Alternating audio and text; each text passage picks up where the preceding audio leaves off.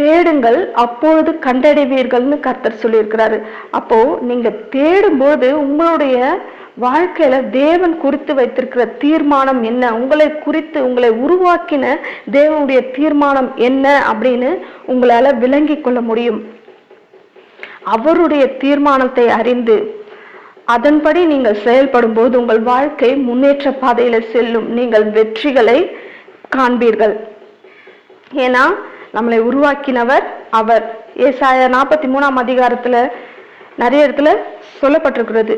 நாம் அதை கொஞ்சம் வாசிப்போமா? உருவாக்கினேன்னு சொன்ன அந்த வசனங்களை வாசிப்போம். 43 அதிகாரம் 1 வசனம்.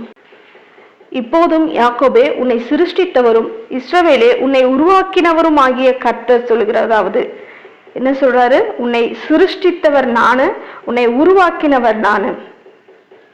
44 அதிகாரம்